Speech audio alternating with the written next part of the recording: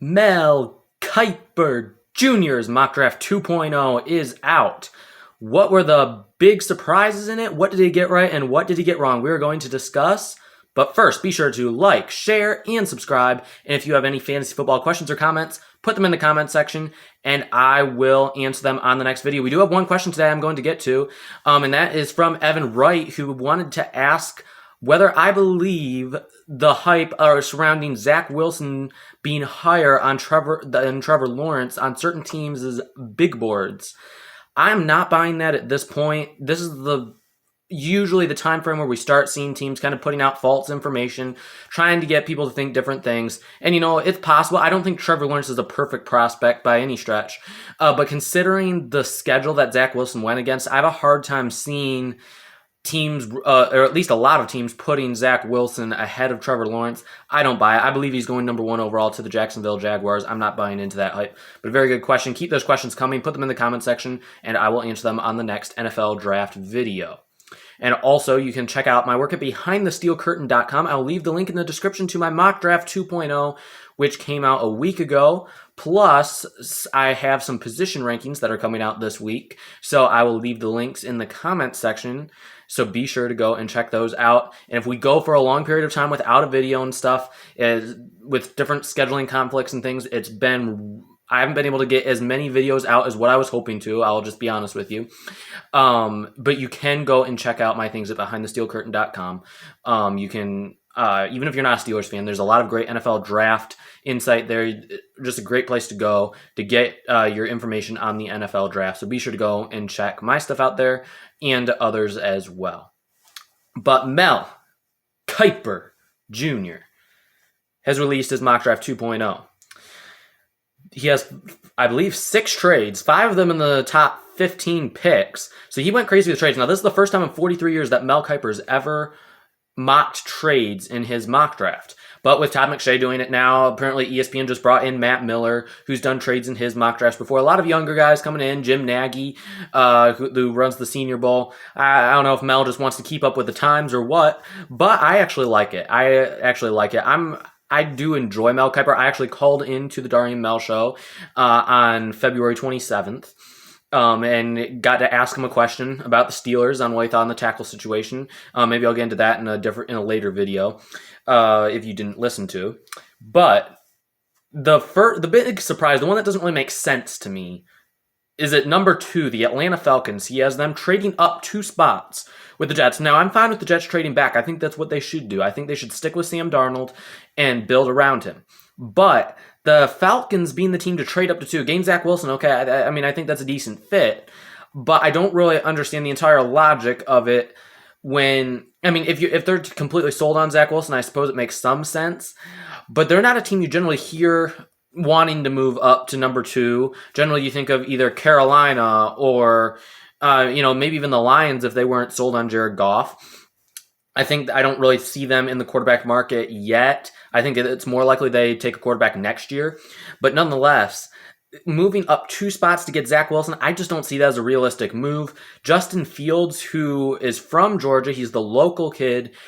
He would make a little bit more sense to me. Now, that local kids don't always work out well when they're going back to play for the hometown team. There's a lot of pressure. But overall, I just don't see it worthwhile for the Falcons to move up 2 spots to get a guy it's only debatable that he's even better than the guy that they could get at number 4 in either Justin Fields or Trey Lance or whoever they want.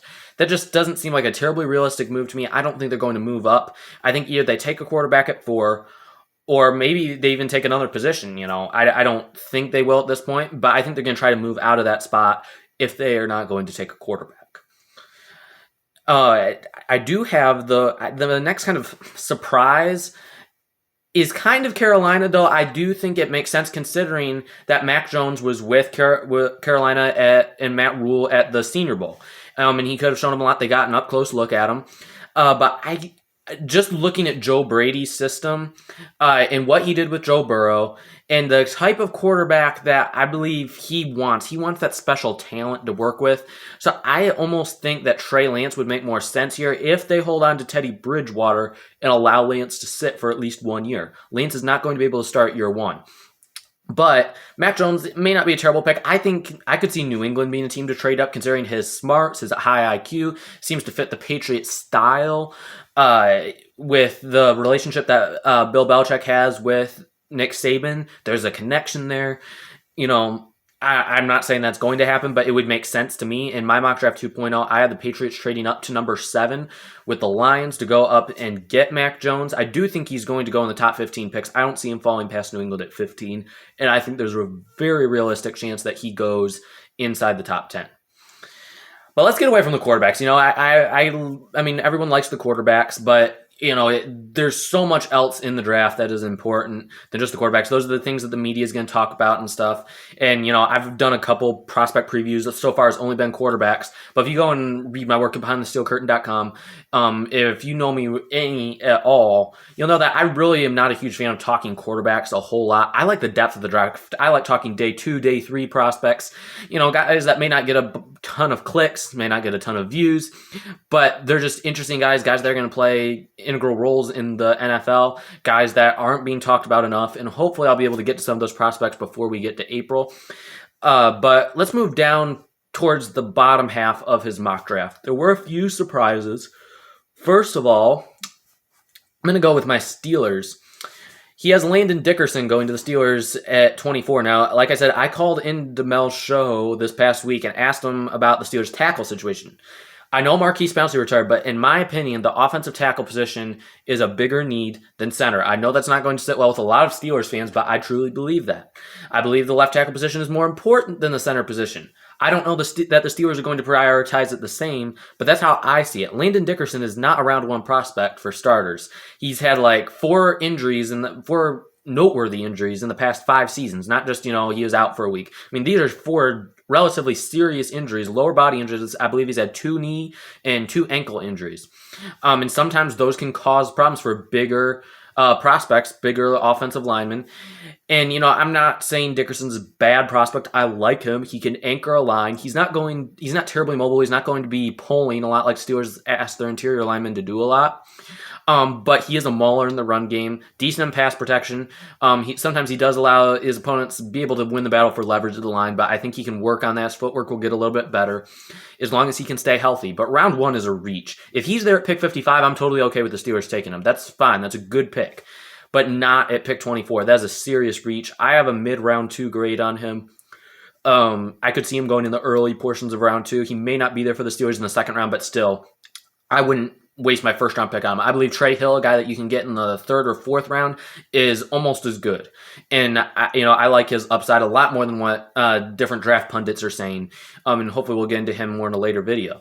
But the Steelers, they're considering the players that were available. Samuel Cosmi is a guy I wouldn't have minded. I believe he was available. And even a guy that I mentioned to Mel, and I know Mel has gotten high on, is not literally gotten high on. That came out wrong. But Walker Little from Stanford. In 2018, I loved this guy's tape. I mean, this guy his feet are so smooth. He's so smooth in pass protection. He's very nimble for a big guy, 6'7", 320 pounds-ish. He's just very good mirroring and pass protection. Still has some work to do in the run game, but the biggest thing in a left tackle is being able to protect the quarterback. And if it weren't for Walker Little having the injury in 2019 and opting out in 2020, I think he'd be a top 15 pick, hands down. He's that talented. Former 5-star recruit. I love the guy as a prospect, but it is a big risk because we have not seen him since his knee injury and not having any tape on him for 2 years. I mean, this is a huge risk that you're taking if you're taking him, especially in the first round, which I feel is still a little bit of a reach right here. I was surprised to see him in the first round to Kansas City, but, if he's in there round 2 for the Steelers, I'd be okay with it. But my hope is that Christian Darrisaw falls to the Steelers at pick 24. If he does not, I'm going to be heartbroken, but I would rather the Steelers move back. Now that he's projecting trades, I would have liked to have seen him mock a trade back. Although, considering that Kevin Colbert has only traded back once in 20 years, I believe, it's probably not very likely he's going to move back. But that's what I would do if I was the GM. Either that, or if Darrisaw's there at pick 20 and you don't think he's going to fall to the Steelers at 24, you make that slight move up, maybe give up a 4th round pick. If you're able to pull that off, I'd be okay with it, even though I don't like trading up most times. But I believe he's that much better of a prospect than the other tackles that the Steelers would be able to get at 24. But Walker Little going 31 to Kansas City is a little bit of a surprise. I don't know of a whole lot of other draft pundits that are mocking Walker Little in the first round.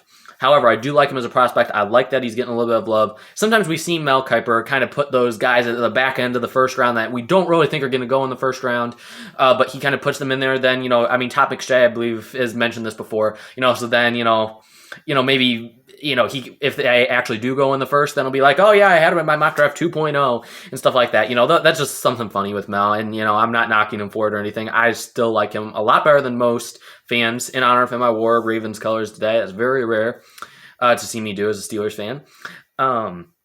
But that was another surprise. Terrace Marshall's a guy who I think stock is dropping some. I was surprised to see him in the first round still to Baltimore, but he's in that late first discussion, so it's not terrible. One pick that I do like is Cleveland and Zaven Collins. I'm starting to see him mock the Steelers sometimes, which I'd rather go on the offensive side of the ball, move back, whatever the case may be. Not really looking at the defensive side of the ball. But Zaven Collins, I do like him as a prospect. He can play the edge. He can play as middle linebacker. That's probably where he'll end up playing until he can get better as a pass rusher. He has the talent to be a pass rusher, has the skill set, has the size. But we haven't seen a whole lot from him in college in that department. But he's very fluid in coverage, especially for a guy that's, 6'3", 260 pounds. I mean, this guy's a thumper at the same time. Has good speed, very good instincts in coverage. This guy has a lot of talent, and honestly, he's fairly polished considering. And I think he could be a top 15 to 20 pick, but considering the need for quarterbacks, I think that's going to push everything down a little bit. I think you could see a guy like Kyle Pitts fall, or a guy like Jalen Waddle fall outside the top 10 if you have so many quarterbacks going in that top 10. That's going to shove other positions down. Corner, maybe Patrick Surtain or Caleb Farley fall, and that maybe makes J.C. Horn fall even further. Some defensive prospects are going to fall. So if Collins is there at 25 or wherever the Browns are picking, 25, 26, that's a really good pick for a team that doesn't have a whole lot at the linebacker position. Mack Wilson is there, but I've never really been a huge fan of his. They're lacking a guy that can do it all, can be a truly three-down linebacker, can cover, can play the run, can make plays, can change the game on a dime. This would be a really good pick for the Cleveland Browns. If they can get Zaven Collins, that would be a really nice pick. If an edge rusher like Greg Rousseau were to fall, maybe Jalen Phillips, if he's there, that's who I gave them in my mock draft, even though to me that's still a little bit of a reach considering the concussions.